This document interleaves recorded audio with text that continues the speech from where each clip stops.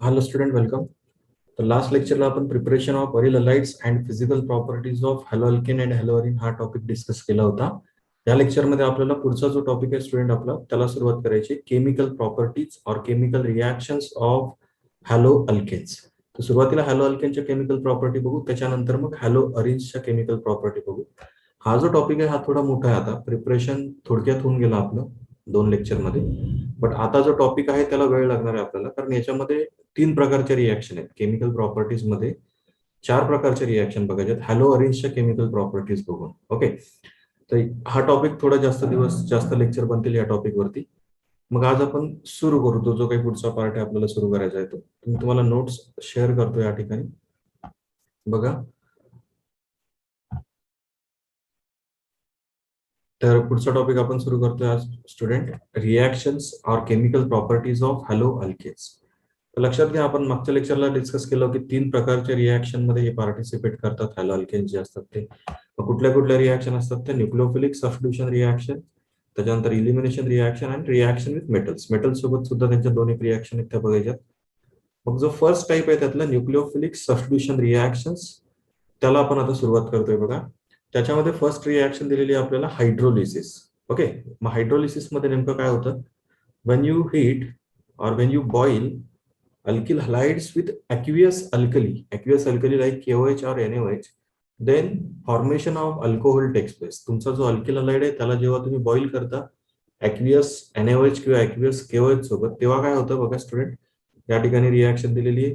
हा जो OH minus group आहे NaOH किंवा KOH मधला, तो काय करतो, ह्या आर वरती अटॅक करतो आणि ह्या एक्स ला काय करतो, बाहेर काढून टाकतो. म्हणजे रिप्लेसमेंट होते, सबस्टिट्यूशन होते. या एक्सच्या जागेवर कोण येतो, तुमचा OH ग्रुप येतो बघा. आणि हा जो Na उरलाय तुमचा सोडियम हायड्रॉक्साईड मध्ये, तो सोडियम हायड्रॉक्साईड कोणासोबत कंबाईन होईल, या एक्स सोबत कंबाईन होईल आणि साईड प्रोडक्ट तयार होईल तुमचा सोडियम हलाइड. ओके, जर एक्झाम्पल बघ सांगायचंच असेल याच्यावरती तर असं घेऊ शकता तुम्ही, CH3Cl प्लस ॲक्वियस NaOH और KOH. मग ह्याच्यातला जो बेस मधला जो OH मायनस आयन असतात ॲक्वियस बेस मधले, ते काय करतात, या कार्बनवर अटॅक करतील, या Cl ला बाहेर काढून टाकतील आणि काय होईल, मिथिल क्लोराईड पासून मिथिल अल्कोहोल तयार होईल. ओके, आणि काय साईड प्रोडक्ट भेटेल, KCl. हा K प्लस आणि हा Cl मायनस काय तयार करतील, साईड प्रोडक्ट KCl. ओके, ही फर्स्ट साधी सोपी रिॲक्शन आहे, हायड्रोलिसिस रिॲक्शन. जेव्हा तुम्ही एखाद्या अल्किल हलाइडला बॉईल करता ॲक्वियस अल्कली सोबत NaOH और KOH सोबत, तेव्हा काय होतं, हायड्रोलिसिस रिॲक्शन होते. सिम्पली तुमचा जो काही हॅलोजन आहे त्या हॅलोजनला काय होतं, या ठिकाणी OH ग्रुप जो असतो अल्कली मधला NaOH किंवा KOH मधला, तो काय करतो, रिप्लेस करतो. ठीक आहे, या ठिकाणी हा जो एक्स आहे तुमचा, हा काय झाला, या OH ग्रुपने रिप्लेस केला, सबस्टिट्यूशन झाली आणि अल्कोहोल प्रोडक्ट फॉर्म झाला. सेम रिॲक्शन आहे दुसरी, ज्याच्यामध्ये आपण काय करणार आहोत, आता मॉइस्ट सिल्वर ऑक्साईड सोबत ट्रीट करणार आहोत अल्किल हलाइड्सला. ओके, मग हा जो मॉइस्ट सिल्वर ऑक्साईड आहे, आता याचा अर्थ काय, मॉइस्ट म्हणजे काय, त्याच्यामध्ये मॉइश्चर आहे, वॉटर आहे. ओके, हा जो Ag2O असतो, Ag2O ची जी पावडर असते, ती जर मॉइस्ट Ag2O ची पावडर असेल तर त्याच्यात ऑब्व्हियसली वॉटर प्रेझेंट असतो, बरोबर. त्या वॉटर सोबत काय होतं, हा Ag कंबाईन होतो आणि काय तयार करतो, AgOH तयार करतो. ओके, मग आता 2 Ag आहेत म्हटल्यावरती 2 वॉटर मॉलिक्यूल लागतील आणि सॉरी, हे जे 2 हायड्रोजन आहेत तुमचे, ते हायड्रोजन या ठिकाणी कंबाईन होतील ऑक्सिजन सोबत आणि AgOH चे 2 मॉलिक्यूल फॉर्म होतील. बॅलन्स करायसाठी 2 वॉटर मॉलिक्यूल यावेच लागतील. ठीक आहे, तर ते ऑब्व्हियसली समजून घ्यायचं आपण. मॉइस्ट Ag2O म्हटलं म्हणजे काय, मॉइस्ट Ag2O म्हणजेच AgOH असतो. ठीक आहे, म्हणजेच वॉटर प्लस Ag2O म्हणजे काय तयार होतो, AgOH तयार होतो. मग हा जो AgOH असेल तो काय होईल, सेम वरती जी रिॲक्शन झाली हायड्रोलिसिस रिॲक्शन तीच होईल. हा जो OH मायनस ग्रुप असेल तो काय करेल, या कार्बनवर अटॅक करेल, या हॅलोजनला रिप्लेस करेल आणि काय फॉर्म होईल, अल्कोहोल फॉर्म होईल. आणि साईड प्रोडक्ट फक्त काय भेटेल इथे, हा जो Ag आहे तो या हॅलोजन सोबत कंबाईन होईल आणि साईड प्रोडक्ट काय भेटेल, AgX. फॉर एक्झाम्पल इथे मिथिल क्लोराइडचं एक्झाम्पल घेतलंय बघा. तुम्ही मॉइस्ट सिल्वर ऑक्साईड वापराल, त्याच्यापासून AgOH तयार होईल. तो AgOH काय करेल, या कार्बनवर अटॅक करेल आणि या Cl ला बाहेर काढून टाकेल. म्हणजेच काय होईल, CH3Cl चं कन्व्हर्जन कशात येईल, CH3OH मध्ये, आणि साईड प्रोडक्ट काय भेटेल, हा Ag उरलेला तुमचा आणि इकडचा Cl, AgCl. ओके, समजताय, साध्या सोप्या हायड्रोलिसिस रिॲक्शन आहे, सबस्टिट्यूशन रिॲक्शन. सिम्पली काय केलं आपण, जो काही तुमचा हॅलोजन जोडलेला आहे कार्बन चेनला, त्या हॅलोजनला OH ग्रुपने काय केलं, रिप्लेस केलं, सबस्टिट्यूट केलं. ओके, म्हणून या रिॲक्शनला आपण काय म्हणतो, सबस्टिट्यूशन रिॲक्शन म्हणतो. पुढे अजून काही रिॲक्शन बघायच्यात आपल्याला साध्या सोप्या. त्याच्यात तिसरी रिॲक्शन दिलेली आहे स्टुडंट आपल्याला, रिॲक्शन विथ अल्कोहोलिक केसियन सोबत जेव्हा आपण रिॲक्ट करतो, अल्कोहोलिक केसियन सोबत जेव्हा तुम्ही रिॲक्ट करणार अल्किल हलाइड्सला, त्यावेळेस काय होतं स्टुडंट बघा, लक्ष द्या. त्यावेळेस अल्कोहोलिक केसियन म्हणजे काय, पोटॅशियम सायनाइड. पोटॅशियम सायनाइड मध्ये सीएन मायनस ग्रुप असतो, के प्लस ग्रुप असतो. अल्कोहोल टाकलं म्हणजे काय होतं, हे जे त्याचं डिसोसिएशन हे फास्टली होईल आणि के प्लस आणि सीएन मायनस आयन फॉर्म होते. ठीक आहे. हे जे सीएन मायनस आयन आहेत हे काय करतात, हे सीएन मायनस आयन या कार्बनवरती अटॅक करतील आणि या एक्सला काय करतील, बाहेर काढतील आणि काय फॉर्म होईल, अल्किल सायनाइड फॉर्म होईल. लक्षात ठेवायचं, ज्यावेळेस अल्कोहोलिक केसियन असेल त्यावेळेस सायनाइड फॉर्म होतात. काय फॉर्म होतात, cyanides. This halogen is replaced by that cyano group to give alkyl cyanide, और त्याचा युपीसी नेम देताना त्याला कसं लिहितो आपण, अल्केन नायट्राइल. ओके. मग बघा आता या ठिकाणी इथिल ब्रोमाइड दिला. इथिल ब्रोमाइडला अल्कोहोलिक केसीएल सोबत जर बॉईल केलं तर काय होतं, हा सीएन मायनस काय करतो, या बीआर ला रिप्लेस करतो, इथला बीआर निघून जाईल आणि C2H5CN. बरोबर, C2H5CN म्हणजे हा जो तुमचा इथिल ग्रुप होता आधी असा, त्याच्यासोबत हा सायनो ग्रुप काय झाला तुमचा, सबस्टिट्यूट झाला बीआर ला बाहेर काढून. हा जो उरलेला के प्लस आहे आणि हा बीआर मायनस, जो ही बॉन्ड पेअर घेऊन बीआर बाहेर निघेल, C2H5BR असं आहे ना. जेव्हा सीएन अटॅक करेल इथे या कार्बन चेनवर, तेव्हा हा बीआर निघून जातो. मग ती बॉन्ड पेअर त्या बीआर वर येते, बीआर मायनस फॉर्म होतो. मग तो बीआर मायनस या के प्लस सोबत कंबाईन होईल आणि काय फॉर्म होईल, साईड प्रोडक्ट केबीआर. ठीक आहे. तर अशा प्रकारे ज्यावेळेस तुम्ही एखाद्या अल्किल हलाइडला अल्कोहोलिक केसियन सोबत बॉईल करता त्यावेळेस काय होतो, करस्पॉन्डिंग किंवा त्याचा पुढचा मेंबर फॉर्म होतो सायनाइड. ओके.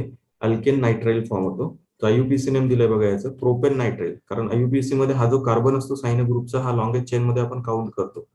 बरोबर, CH3CH2CN असा झाला ना तो. मग याला नाव काय देतो आयुपीसी मध्ये आपण, प्रोपेन नायट्राइल. कारण 3 कार्बन झाले आता, प्रोपेन नायट्राइल. आणि कॉमन नेम मध्ये प्रोपिल सायनाइड. काय म्हटलं असतं कॉमन नेम मध्ये, एन प्रोपिल सायनाइड. ठीक आहे. तर अशा प्रकारे आपल्याला नोमेनक्लेचर करता आलं पाहिजे. त्यानंतर पुढची रिॲक्शन दिलेली आपल्याला, reaction with AgCN, silver cyanide. ही जी रिॲक्शन होती ही कोणासोबत होती स्टुडंट, ही होती अल्कोहोलिक केसियन सोबत. अल्कोहोलिक केसियन सोबत जर रिॲक्शन असेल तर सायनाइड तयार होतात. ठीक आहे, किंवा अल्केन नायट्राइल फॉर्म होतात आयुपीसी नुसार.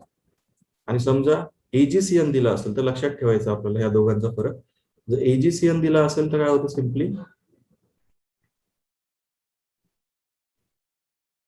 AgCN जर दिलेला असेल तर त्या ठिकाणी सीएन मायनस नाही अटॅक करत. या ठिकाणी काय होतं, हा जो नायट्रोजन असतो सायनो ग्रुप मधला, नायट्रोजन कडून अटॅक होतो कार्बन वरती आणि हा एक्स निघून जातो. म्हणजे जोडताना तुम्ही उलट जोडणार त्याला. त्याला म्हटलं आता आयसोसायनाइड. काय तयार होतात मग या ठिकाणी, अल्किल आयसोसायनाइड फॉर्म होतात. ठीक आहे, किंवा आयसोनायट्राइल आयुपीसी नोमेनक्लेचर नुसार. ठीक आहे. मग याला काय म्हणणार तुम्ही, इथेन आयसोनायट्राइल, किंवा कॉमन नोमेनक्लेचर मध्ये इथिल आयसोसायनाइड. ठीक आहे. हा जो प्रोडक्ट फॉर्म झाला तयार, त्याला तुम्ही म्हणणार इथिल आयसोसायनाइड. जर केसीएन असेल तर सायनाइड फॉर्म होणार, जर एजीसीएन असेल तर आयसोसायनाइड फॉर्म होणार. एवढं लक्षात ठेवायचं. आयसोसायनाइड आणि सायनाइड मध्ये फरक काय, तर तुमचा सायनो ग्रुप कार्बन कडून जोडला जात असेल, असा जर जोडला जात असेल तर त्याला तुम्ही म्हणता सायनाइड. ओके. आणि जर उलट जोडत असाल असं एनसी तर त्याला म्हणतात आयसोसायनाइड. त्याला आयसो प्रेफिक्स लावायचा असतो. ठीक आहे. हा अल्किल सायनाइड आहे वरचा आणि खालचा अल्किल आयसोसायनाइड. ठीक आहे. कारण नायट्रोजन कडून इथे तुम्ही काय केलं, जोडलं त्याला कार्बन चेन नायट्रोजन कडून. ओके. आणि बाकीचं साईड प्रोडक्टचा क्रायटेरिया सेम. हा जो एक्स तुम्ही रिप्लेस केला, त्या एक्स ला काय करायचं, एजी सोबत कंबाईन करायचं उरलेल्या पार्ट सोबत आणि करस्पॉन्डिंग साईड प्रोडक्ट तयार होणार तुमचं. पुढची रिॲक्शन आहे सबस्टिट्यूशन मध्ये अमोनोलिसिस ऑफ अल्किल हलाइड्स. तर अमोनोलिसिस मध्ये काय होतं स्टुडंट, लक्षात घ्या. अमोनोलिसिस मध्ये आपण अमोनिया सोबत बॉईल करतो. अल्कोहोलिक अमोनिया सोबत काय करतो आपण, अल्कोहोलिक अमोनिया म्हणजे काय, थोडेफार ड्रॉप टाकले जातात त्याच्यामध्ये अल्कोहोलचे, इथेनॉलचे. ओके. अल्कोहोलचे थोडेफार ड्रॉप टाकले जातात जेणेकरून त्याच्यामध्ये डिसोसिएशन लवकर झालं पाहिजे न्यूक्लिओफिलिक पार्टचं. मग तो न्यूक्लिओफाईल जो असतो तो एक्स ला काय करतो, रिप्लेस करतो. मग आता या ठिकाणी काय होतं नेमकं, हा जो तुमचा अमोनिया असेल त्याच्यातला NH2 चा जो पार्ट आहे तो काय करतो, अटॅक करतो. ही जी बॉन्ड पेअर आहे एका हायड्रोजनची, ही बॉन्ड पेअर नायट्रोजन कडे जाते. त्या बॉन्ड पेअरचा यूज करून तो आर वरती अटॅक करतो, त्या एक्स ला रिप्लेस करतो. मग हा एक्स मायनस आणि हा जो एच बाहेर पडला H प्लस, तो मिळून काय होईल, साईड प्रोडक्ट तयार HX, आणि उरलेला जो पार्ट आहे तुमचा NH2 तो तुम्ही जोडता त्या ठिकाणी. कसं झालं बघा, फॉर एक्झाम्पल एखादा समजा तुम्हाला असा अल्किल लाईट दिलाय, त्याला जर तुम्ही रिॲक्शन केली अमोनिया सोबत, तर अमोनियाचं मी आधीच सांगितलं डिकम्पोजिशन कसं होतं. हा एक हायड्रोजन तो बाहेर काढून टाकतो, ही बॉन्ड पेअर नायट्रोजन कडे जाईल, त्याच्यावर निगेटिव्ह चार्ज येईल आणि ह्या H वरती पॉझिटिव्ह चार्ज येईल, बरोबर. हा NH2 मायनस काय करतो, R वरती अटॅक करतो, कार्बन चेन वरती, ज्याला हॅलोजन जोडला त्या कार्बनवर अटॅक करेल आणि हॅलोजनला बाहेर काढून टाकेल. हा X मायनस कोणासोबत कंबाईन होईल, या H प्लस सोबत, आणि काय साईड प्रोडक्ट फॉर्म होतो, HX. आणि हा जो NH2 हा तिथे जोडून टाकायचा कार्बन चेनला, म्हणजे काय फॉर्म होईल, अमाइन फॉर्म होतात. काय फॉर्म होतात, प्रायमरी अमाइन फॉर्म होतात. एक्झाम्पल दिलंय बघा, इथिल ब्रोमाइडला समजा तुम्ही अल्कोहोलिक अमोनिया सोबत जर बॉईल केलं, when this ethyl bromide heated with alcoholic ammonia, then ethylamine will be formed. Okay, ethanamine किंवा इथिलामाइन त्याचं कॉमन नेम. ठीक आहे. आणि साईड प्रोडक्ट काय भेटेल, HBr. याच्यातला जो H निघाला एक अमोनिया मधला तो H, आणि हा PR, HBr साईड प्रोडक्ट. ठीक आहे, समजतंय. अशा प्रकारे ह्या न्यूक्लिओफिलिक सबस्टिट्यूशन रिएक्शन आपण डिस्कस केल्या. न्यूक्लिओफिलिक सबस्टिट्यूशन मध्ये कुठल्या कुठल्या रिएक्शन बघितल्या आपण. मग आता अमोनोलिसिस बघितलं, त्याच्या आधी रिएक्शन विथ AgCl, त्याच्या आधी reaction with KCl, alcoholic KCl, त्याच्या आधी reaction with moist silver oxide, आणि सगळ्यात पहिली रिएक्शन हायड्रोलिसिस. त्याच्यामध्ये काय केलं आपण, अल्किल हलाइड्सला अल्कली सोबत बॉईल केलं, ऍक्वियस अल्कली सोबत. ऍक्वियस हा शब्द महत्वाचा आहे. जर अल्कोहोलिक अल्कली वापरली त्या ठिकाणी इलिमिनेशन होतं, बट ऍक्वियस अल्कली जर वापरली तर त्या ठिकाणी सबस्टिट्यूशन होते. ठीक आहे. पहिल्या रिएक्शन मध्ये जिथे आपण पहिली जी हायड्रोलिसिस रिएक्शन बघितली, त्याच्यात काय केलं होतं, अल्किल हलाइडला ऍक्वियस अल्कली सोबत बॉईल केलं होतं, NaOH सोबत किंवा KOH सोबत. पण त्या ठिकाणी जर अल्कोहोलिक शब्द असेल तर तिथे इलिमिनेशन होतं. पुढे रिएक्शन येईल तेव्हा सांगेल मी पुन्हा. जेव्हा अल्कोहोलिक अल्कली सोबत जेव्हा आपण अल्किल हलाइडला ट्रीट करतो, तेव्हा त्यावेळेस काय होतं, इलिमिनेशन रिएक्शन होते, अल्किन फॉर्म होतो. मागच्या वर्षी बघितली रिएक्शन. ठीक आहे, प्रिपरेशन ऑफ अल्किन्स मध्ये. बट जर ऍक्वियस अल्कली सोबत बॉईल केलं तर काय फॉर्म होतो, अल्कोहोल फॉर्म होतो अल्किल हलाइड पासून, पहिली रिएक्शन. मग ती जी पहिली रिएक्शन आपण स्टुडंट बघितली होती, हायड्रोलिसिस रिएक्शन, तिचा थोडा डिटेल स्टडी आपल्याला आता पुढे करायचा आहे. ती जी हायड्रोलिसिस रिएक्शन आपण बघितली होती, तिचा डिटेल स्टडी आपल्याला दोन रिएक्शन थ्रू करायचं आहे. दोन प्रकारे मेकॅनिझम होतं त्या हायड्रोलिसिस रिएक्शनचं. एक तर SN2 रिएक्शन मेकॅनिझमने रिएक्शन होते, किंवा SN2 रिएक्शन मेकॅनिझमने ते रिएक्शन फॉलो होते. ठीक आहे, म्हणजे एक तर ती रिएक्शन होताना SN1 मेकॅनिझम नुसार होईल किंवा SN2 मेकॅनिझम नुसार होईल. मग SN1 आणि SN2 मध्ये काय डिफरन्स आहे, तर आपण पहिल्यांदा हे सगळं डिटेल स्टडी करू त्याचा, SN1 SN2 दोघांचाही. त्यानंतर मग त्या दोघांमधला फरक सुद्धा आपण डिस्कस करू. ठीक आहे. तर लक्षात घ्या, पहिले आपण बघतो SN2 मेकॅनिझम. दोन प्रकारचे मेकॅनिझम होतात न्यूक्लिओफिलिक सबस्टिट्यूशन किंवा हायड्रोलिसिस ऑफ अल्किल हलाइड्स मध्ये.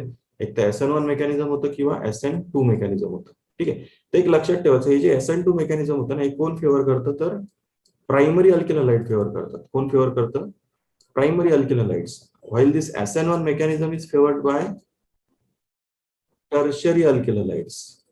Tertiary, primary alkyl halide, secondary, tertiary, समजतं ना.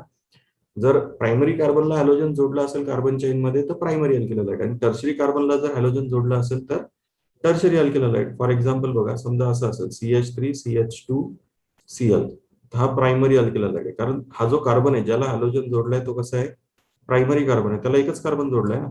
आणि समजा असं असेल, त्याला टर्शरी ब्युटिल म्हणतो आपण, ग्रुप टर्शरी ब्युटिल ग्रुप, त्याला जर हॅलोजन जोडलाय तर हा कार्बन टर्शरी आहे, ज्याला तुम्ही हॅलोजन जोडलाय तो. ठीक आहे, त्याच्यामुळे हा टर्शरी अल्किल हलाइड. मग लक्षात ठेवायचं की हे जी SN1 मेकॅनिझम आहे ते टर्शरी फेवर करतात, आणि SN2 जे आहे ते प्रायमरी फेवर करतात. का तसं होतं, तर जेव्हा आपण आता ऍक्च्युअल मध्ये मेकॅनिझमचा स्टडी करू त्यावेळेस मेकॅनिझम थ्रू तुम्हाला ते समजायला सोपं जाईल की नेमकं SN2 मध्ये प्रायमरी सबस्ट्रेट का फेवर करतो, प्रायमरी अल्किल हलाइड का फेवर करतो, आणि SN1 मेकॅनिझम टर्शरी सबस्ट्रेट किंवा टर्शरी अल्किल हलाइड का फेवर करतो. ठीक आहे.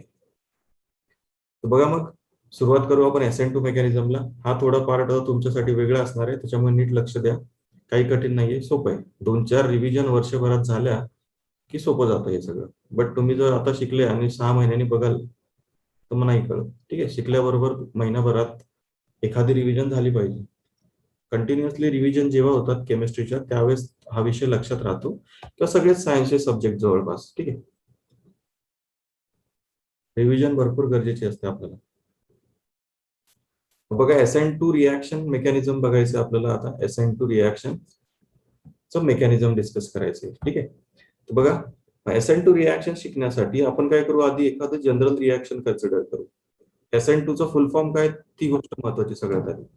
SN2 stand for substitution nucleophilic bimolecular reaction. Okay, SN2 म्हणजे काय, सबस्टिट्यूशन न्यूक्लिओफिलिक बायमॉलिक्युलर रिॲक्शन. मग बघा एक्झाम्पल कन्सिडर केलं होतं या ठिकाणी. Consider the hydrolysis of methyl chloride with aqueous alkali NaOH और KOH. पहिली जी रिॲक्शन आता बघितली आपण केमिकल प्रॉपर्टीज मध्ये, हायड्रोलिसिस, तेच हायड्रोलिसिस आहे, फक्त मेकॅनिझम थ्रू याचा स्टडी करतोय आपण आता. ठीक आहे, तर काय केलं, सुरुवातीला मिथिल क्लोराइड जो प्रायमरी पेक्षाही लहान सबस्ट्रेट आहे त्याला घेतला. त्याच्यामध्ये क्राउडिंग अजिबात नाहीये, गर्दी अजिबात नाही, एकुलता एक कार्बन ऍटम आहे, त्याला हॅलोजन जोडलाय.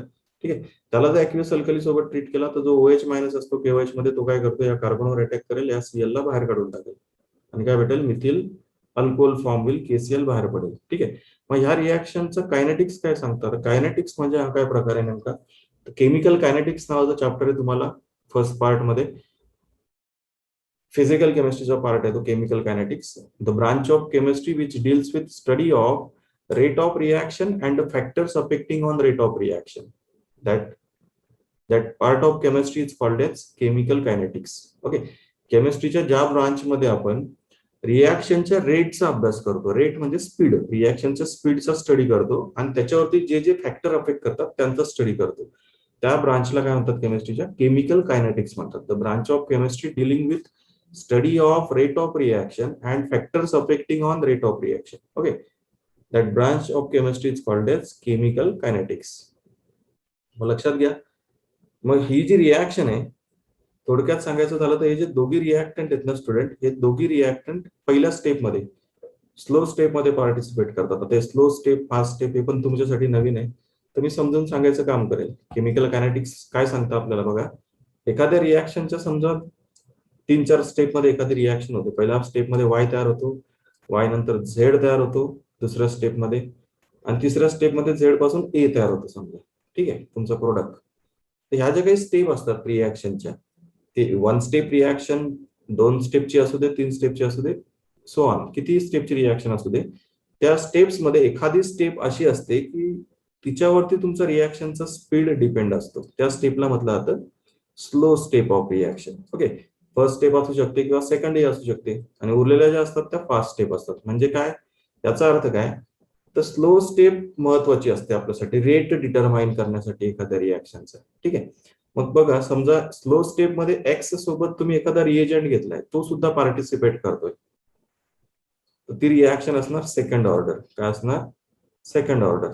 आणि समजा फर्स्ट स्टेप मध्ये Xच आहे फक्त, तोच इन्व्हॉल्व होतोय आणि Y तयार करतोय, तर ह्या स्लो स्टेप मध्ये फक्त एकच रिॲक्टंट इन्व्हॉल्व झाला, दुसरा कोणीच इन्व्हॉल्व झाला नाही X सोबत, तर ही स्टेप कशी असेल, फर्स्ट ऑर्डर असेल. फर्स्ट ऑर्डर, सेकंड ऑर्डर म्हणजे काय, समजा एकच रिॲक्टंट स्लो स्टेप मध्ये पार्टिसिपेट करतोय, तर त्या रिॲक्शनचा जो रेट असेल तो असेल फर्स्ट ऑर्डर रिॲक्शन. आणि समजा 2 रिॲक्टंट आहेत दिलेले आणि ते दोघी रिॲक्टंट त्या स्लो स्टेप मध्ये पार्टिसिपेट करतायत प्रोडक्ट तयार करण्यासाठी, तर ती सेकंड ऑर्डर रिॲक्शन असेल. ठीक आहे, केमिकल कायनेटिक्स चॅप्टर जेव्हा तुमचं होईल तेव्हा जास्त डिटेलमध्ये तुम्हाला हे कन्सेप्ट कळतील. ठीक आहे, तरी मी तुम्हाला आता गरजेपुरतं जे आहे तेवढं सांगितलं, प्रॅक्टिस करायची, लक्षात राहतात या गोष्टी. SN2 आणि SN1 मध्ये फरक आहे, डिफरन्स आहे. ठीक आहे, SN2 थोडं सोपी आहे लक्षात ठेवायला, पहिली जी रिॲक्शन आपण बघतोय ती सोपी आहे, म्हणून पहिल्यांदा SN2 घेतली का, तर ती सोपं आहे थोडंसं समजायला. नंतर कंपॅरिझन करून तुम्ही आरामात लक्षात ठेवता जेव्हा तुमच्या 2-3 रिव्हिजन होतात तेव्हा. सुरुवातीला थोडंसं वेगळं वाटेल तुम्हाला. ओके, कारण नवीन कन्सेप्ट आला ना, कायनेटिक्स फिजिकलचा पार्ट आहे. मग बघा, या रिॲक्शनचा स्पीड जो असतो तो दोघी रिॲक्टंट वरती डिपेंड असतो. म्हणजे स्लो स्टेप मध्ये, या रिॲक्शनच्या स्लो स्टेप मध्ये दोघी रिॲक्टंट पार्टिसिपेट करतात. कोणते, हा अल्किल हलाइड सुद्धा आणि बेस सुद्धा, दोघी स्लो स्टेप मध्ये इन्व्हॉल्व होतात, पहिल्या स्टेप मध्ये स्लो स्टेप मध्ये इन्व्हॉल्व होतात, म्हणून ही रिॲक्शन कशी असेल, सेकंड ऑर्डर रिॲक्शन असेल. ठीक आहे, मग प्रोपोर्शनल टू चं साइन दिलंय बघा, R म्हणजे rate of this reaction is directly proportional to concentration of methyl chloride as well as concentration of base. कुठला बेस वापरला आपण, KOH. ही जी स्क्वेअर ब्रॅकेट असते कशासाठी डिनोट करण्यासाठी वापरतो आपण, कॉन्सन्ट्रेशन. काय डिनोट करताय स्क्वेअर ब्रॅकेट, कॉन्सन्ट्रेशन.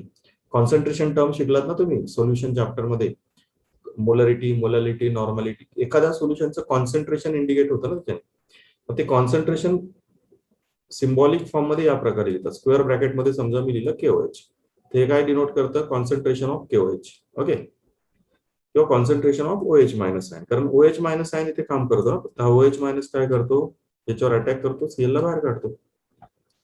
मेकॅनिझम आपण बघणार आहोत थोड्या वेळामध्ये.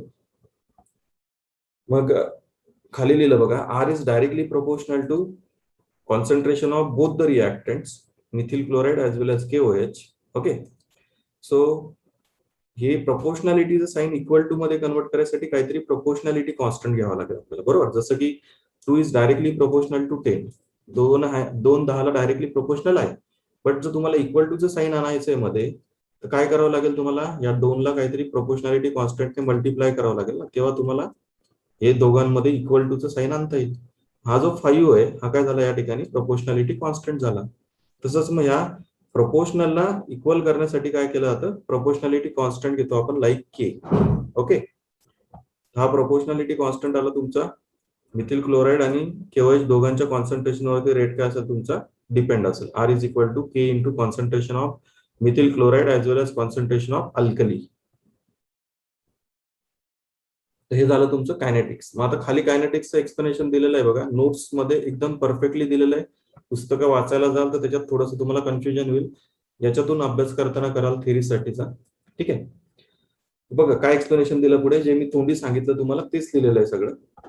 ही जी रिॲक्शन आहे हिच्यामध्ये फर्स्ट स्टेप मध्ये म्हणजे स्लो स्टेप मध्ये दोघी रिॲक्टंट इन्व्हॉल्व होतात, म्हणून ही रिॲक्शन कशी आहे, सेकंड ऑर्डर कायनेटिक्स फॉलो करते. म्हणजे दोघी रिॲक्टंट इन्व्हॉल्व होतात, म्हणून that's why this reaction is second order reaction or follow second order kinetics.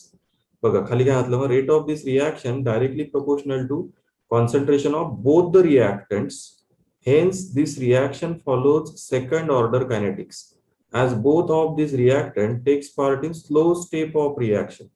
रिॲक्शनचा जो स्पीड असतो तो स्लो स्टेप वरती डिपेंड असतो. मग स्लो स्टेप मध्ये समजा दोघी रिॲक्टंट पार्टिसिपेट करतायत, तर ही रिॲक्शन कशी असते, मग त्या टाईपची रिॲक्शन सेकंड ऑर्डर असते. समजा स्लो स्टेप मध्ये बघा, for example A to B, B to C अशी एखादी रिॲक्शन आहे, बरोबर. याच्यातली स्लो स्टेप जी आहे ती पहिली स्टेप आहे, स्लो स्टेप.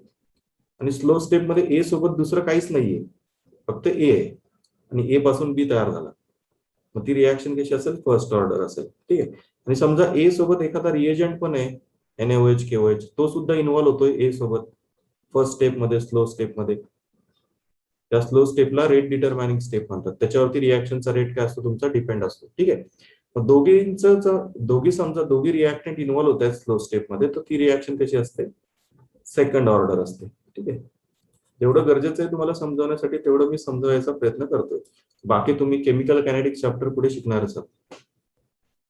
ठीक आहे, therefore this reaction follows second order kinetics as both of the reactant take part in slow step of reaction, that is RDS. मतलब बघा, RDS stand for rate determining step of reaction, hence it is second order reaction. Second order काय, कारण दोघी reactant slow step मध्ये participate करणार आहेत, म्हणून ही reaction काय आहे, second order reaction. Okay, next पुढे बघा,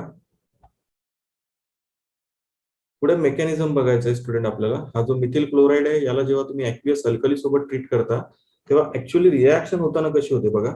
तर स्टेरिओ केमिस्ट्री दाखवली या ठिकाणी. तुमचा जो मिथिल ग्रुप आहे, तर मिथिल ग्रुपला 3 हायड्रोजन कसे असतात, तर एक हायड्रोजन प्लेन मध्ये असतो, उरलेले 2 हायड्रोजन एक पुढे असतो एक मागे असतो. ठीक आहे, आपल्याला माहिती की जो बॉन्ड आपण रिजिड बॉन्ड जो दाखवतो तो काय इंडिकेट करतो की तुमचा तो ग्रुप फ्रंट साइडला आहे.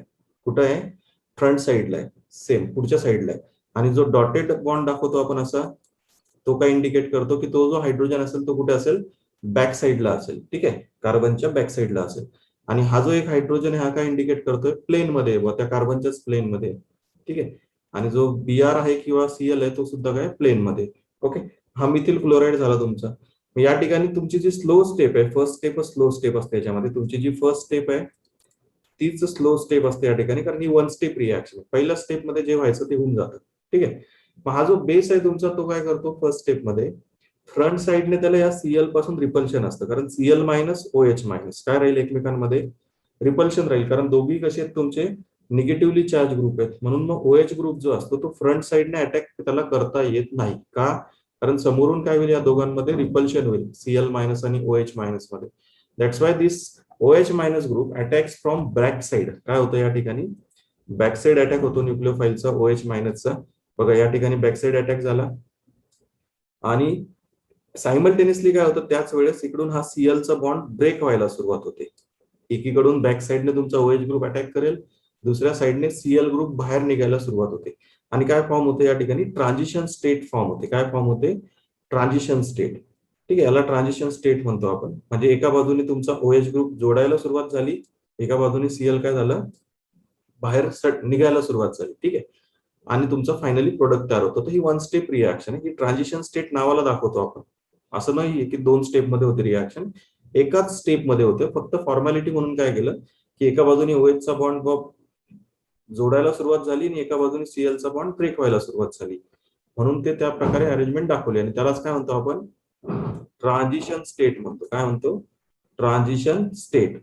आणि तुमचा जो OH असतो त्यांनी अटॅक कुठून केला स्टुडंट, बॅक साइडने अटॅक केला, बरोबर. बॅक साइड अटॅक झाला आणि that's why this product called as inversion product. या टाइपच्या प्रोडक्टला काय म्हटलं जातं, इन्व्हर्जन प्रोडक्ट. कारण की तुमचं जे ज्या साइडने आधीचा ग्रुप जोडलेला होता त्याच्या बॅक साइडने, त्याच्या अपोजिट डायरेक्शनने तुम्ही काय केलं, OH ग्रुप जोडला.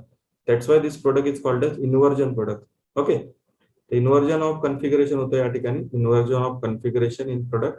ओके, त्यानंतर पुढे बघा, थेरॉटिकल जी काही माहिती असेल ती दिली असेल आणि एक्सप्लेनेशन असेल पुढे. आता मी जे थेरॉटिकली तुम्हाला तोंडी सांगतोय तेच पुढे एक्सप्लेनेशन मध्ये दिलेलं असेल की काय झालं नेमकं याच्यामध्ये. फ्रंट साइडने अटॅक का नाही झाला OH- चा, कारण ह्या दोघांमध्ये काय असेल, इथे रिपल्शन असेल. फ्रंट साइडने दोघांमध्ये काय असतं, रिपल्शन असतं Cl- मध्ये आणि OH- मध्ये. So that's why this OH group attacks from back side. Okay, and here we get inversion product. SN2 मध्ये काय होतं, इन्व्हर्जन होतं. आणि म्हणूनच ह्या रिॲक्शन मध्ये बॅक साइड अटॅक होतो, म्हणून टर्शरी सबस्ट्रेट चालत नाही, टर्शरी अल्किल हलाइड फेवर करत नाही. का? कारण समजा तुम्ही टर्शरी जर घेतला सबस्ट्रेट, असा टर्शरी अल्किल हलाइड घेतला समजा एखादा, तर बॅक साइडने अटॅक होणं पण शक्य राहणार नाही. समोरून याचं रिपल्शन राहील आणि बॅक साइडने काय राहील, ही क्राउडिंग राहील. हा मिथिल ग्रुप, हा मिथिल ग्रुप, हा मिथिल ग्रुप. म्हणून मग ही जी रिॲक्शन आहे SN2 मेकॅनिझम जे, ते कोण फेवर करतं, प्रायमरी सबस्ट्रेट फेवर करतो. प्रायमरी किंवा त्याच्यापेक्षाही लहान मिथिल ग्रुप, फक्त methyl halide, methyl chloride bromide. Okay, कारण याच्यामध्ये स्टेरिक हिंड्रन्स नसतो, OH group easily back साइडने attack करू शकतो. ठीक आहे, इन्व्हर्जन कन्फिगरेशन करण्यासाठी, इन्व्हर्जन प्रोडक्ट द्यायसाठी. बघा पुढे, हेच एक्सप्लेनेशन मध्ये दिलेलं असणार पुढे आपल्याला. बघा, in above mechanism nucleophile OH- attacks from back side of alkyl halide. काय होतं, तुमचा जो OH ग्रुप आहे तो कुठून अटॅक करतो, बॅक साइडने अटॅक करतो. बॅक साइडने काय अटॅक करतो ते पुढे असेल बघा, in slow step of reaction. Slow step मध्येच अटॅक करतो तो, म्हणजे पहिली स्टेप, वन स्टेप रिॲक्शन आहे. त्याच स्टेप मध्ये काय होतं, तुमचं दोघी रिॲक्शन इन्व्हॉल्व होतात. जो OH ग्रुप आहे तो बॅक साइडने अटॅक करतो अल्किल हलाइडच्या मागच्या साइडने, आणि त्या OH ला काय करतो, सॉरी त्या समोरच्या क्लोरीनला काय करतो, बाहेर काढून टाकतो. ठीक आहे, त्या दोघी गोष्टी एकाच वेळेस होतात. एकाच वेळेस तुमचा OH- ग्रुप जो असेल तो बॅक साइड अटॅक करेल आणि समोरच्या साइडने तुमचा जो Cl असेल किंवा Br असेल तो निघायला सुरुवात होते. ठीक आहे, and which give transition state and inversion of configuration in product. काय होतं, इन्व्हर्जन प्रोडक्ट भेटतो आपल्याला बॅक साइड अटॅक झाल्यामुळे. Both reactants involve in slow step, hence this reaction is second order reaction किंवा सेकंड ऑर्डर रिएक्शन. बरोबर, second order का असते ही रिएक्शन, कारण की याच्यामध्ये दोघी रिएक्टंट स्लो स्टेप मध्ये पार्टिसिपेट करतात. स्लो स्टेप मध्ये दोघी रिएक्टंट काय होतात, इन्व्हॉल्व होतात. So that's why this is second order reaction. Okay, it is one step reaction. एका स्टेप मध्ये दोघी गोष्टी होतात, अटॅक पण होतो आणि Cl- पण बाहेर पडतो. The attack of nucleophile takes place from back side, because from front side there is a steric hindrance. Steric hindrance हा शब्द चुकीचा आहे या ठिकाणी. There is a repulsion from Br-, हा शब्द इम्पॉर्टंट आहे. बरोबर, ते चुकून लिहिलं गेलं स्टेरिक हिंड्रन्स, त्याच्या खोडलं नाही मी, ते खडाखोड होईल म्हणून. बट मेन गोष्ट काय होतं त्या ठिकाणी, स्टेरिक हिंड्रन्स होतो. काय होतं,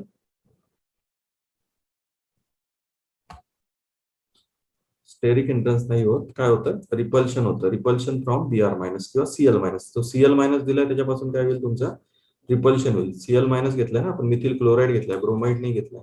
ठीक आहे. The attack of nucleophile takes place from back side because from front side there is a repulsion from Cl minus. आपण Cl घेतलेला आहे तिकडे. ठीक आहे. एवढं करेक्शन कराल लिहिताना.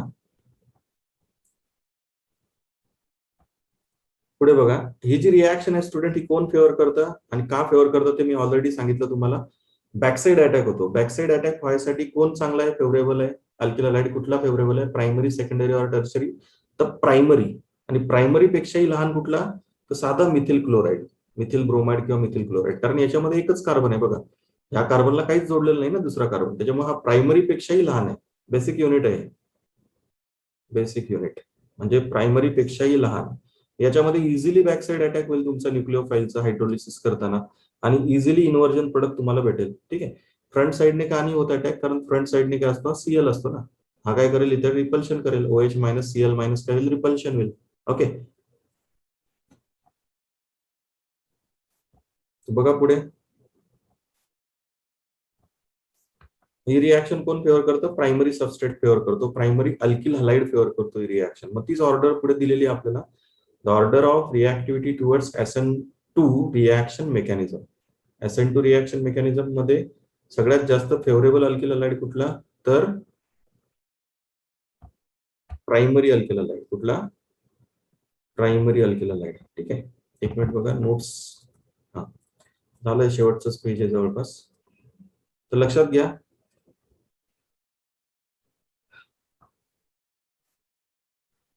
SN2 reaction is favoured by primary substrate. Primary म्हणजे ज्याच्यामध्ये हॅलोजन अशा कार्बनला जोडलेला असेल की त्या कार्बनला ऍटलीस्ट कमीत कमी एकच कार्बन असेल किंवा त्यापेक्षाही लहान अल्किल हलाइड तुम्ही घेऊ शकता, methyl chloride, methyl bromide. Okay.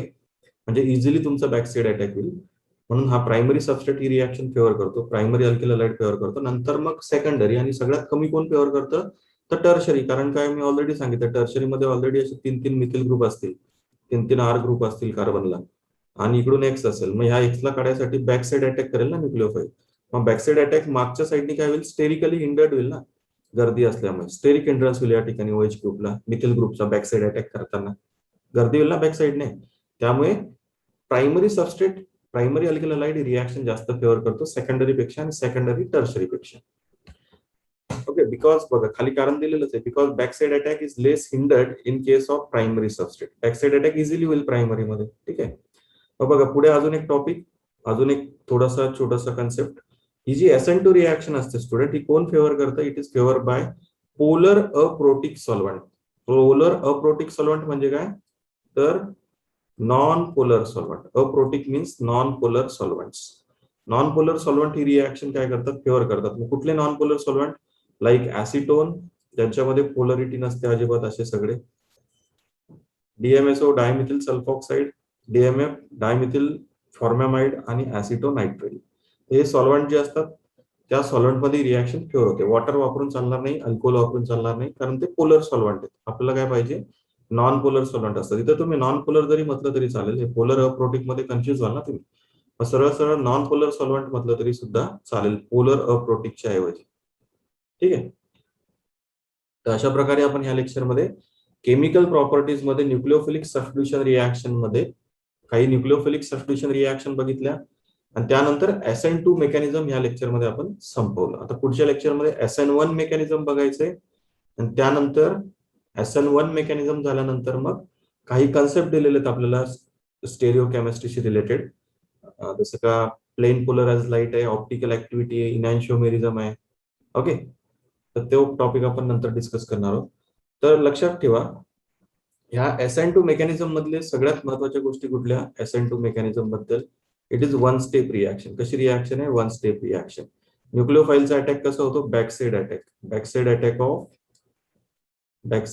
Of nucleophile. Okay. सगळ्यात महत्वाची गोष्ट वन स्टेप नंतरची कुठली पाहिजे होती या ठिकाणी? It is a second order reaction. कशी आहे ती? सेकंड ऑर्डर रिॲक्शन आहे, कारण बोथ रिॲक्टंट, दोघी जी रिॲक्टंट आहेत ते स्लो स्टेप मध्ये पार्टिसिपेट करतात, alkyl halide as well as base OH minus. Okay.